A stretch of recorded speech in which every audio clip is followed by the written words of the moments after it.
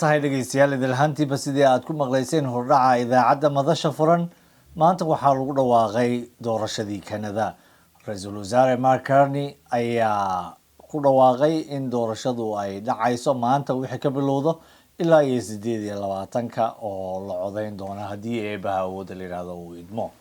Madaxda xisbiyada dhammaantood waa wada hadleen haddii ay ahaan lahayd ra'iisul wasaaraha oo hogaaminaya xisbiga liberaalka Pierre Bolivar oo hogaaminaya xisbiga conservative-ka, Jagmeet Singh oo hogaaminaya xisbiga NDP iyo labada hogaamiye ee wada hogaamiya xisbiga Greenka iyo waliba xisbiga gooni-goosadka ee Bloc Québécois. Intaba waxa ay jeediyeen khudbooyin ku aadan dadka Kanadiyaanka. Sidoo kale waxaa bilowday ololihii xaafadaha laga tartamaya ee xildhibaanadu ay gaargaar uga tartamayaan mid walba soo xisbigiisa matalayo.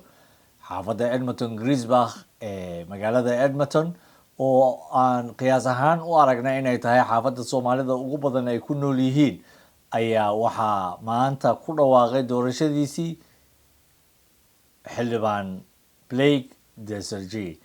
Blake waxa uu ku qabtay xaruntiisa ololaha doorashada oo ku taala 118 iyo 82 Street furitaankii xafladiisa. Dad badan ayaa ka soo qayb galay. mar aan wax ka weydiinayna kulankii maanta sidan ayuu ku jawaabay. I really am impressed. I'm impressed by the amount of community support. I am so grateful to see the most diverse room in our city is right here, right now. When you imagine Canada, we imagine a diverse community. And my elders have always said, the strongest forests are diverse forests, meaning you have flowers, trees, all kinds of life, and that's what this room was today.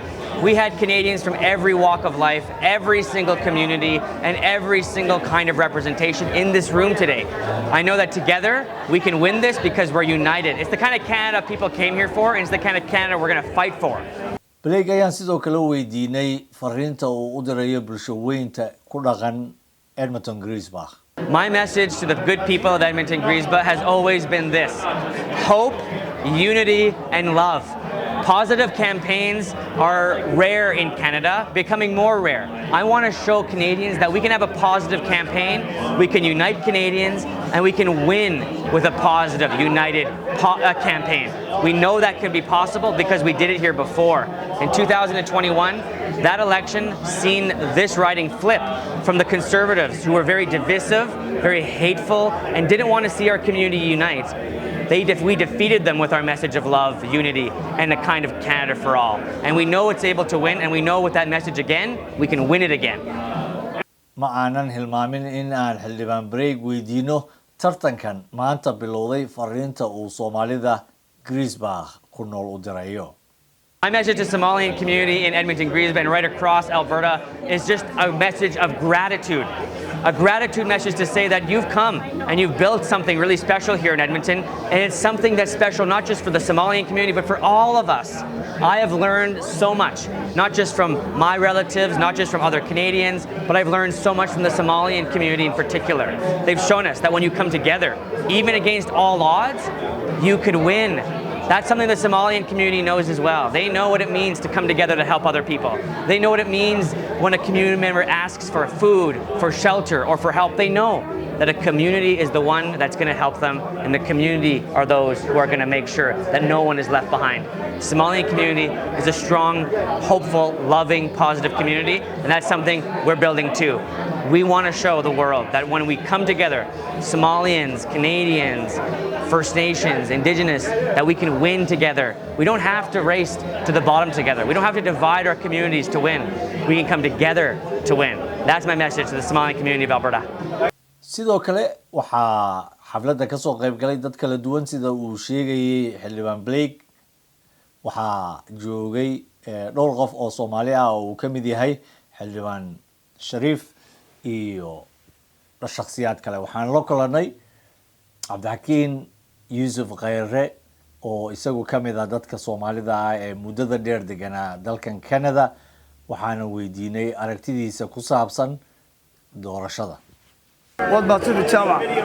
And liberal guys leh gaadmo dhaqaalaha aad hooseeya faragelinta Trump marka doorasho degdeg ah oo dadkiina niyaddooda ay kacday qarannimada ay liberalka ku dhawaaqeen kuraasi badan ba xitaa murashaxiin badan ma hayaan marka waqtiguna uu fiican yahay dadkiina way midoobeen NDPna waxay u eg tahay inay runtii ciyaari si fiican u dheeli karaan ciyaarta waayahay intaan ognahay laba qof oo Soomaali ah tartamaysa Axmed Xuseen oo Toronto ah oo Laga iyo Sayid Axmed oo Edmonton Center ah waxaad isleedahay Soomaalidu xasabeeye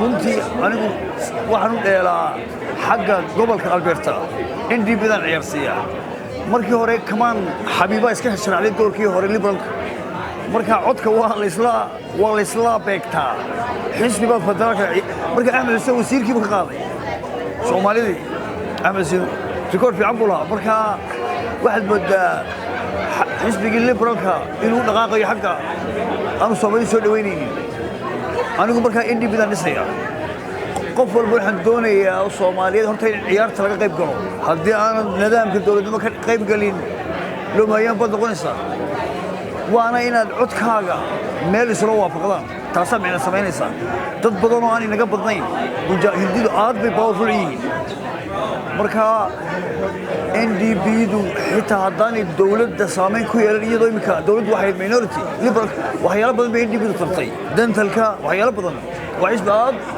mustaqbal fiican marka anigu waxaan ku dhiirin lahaa dadka dad walo meel wada deganooba tashada ciddii wax goyn karta laakiin Axmed Xuseen wasiirnimadu ka qaaday ninkani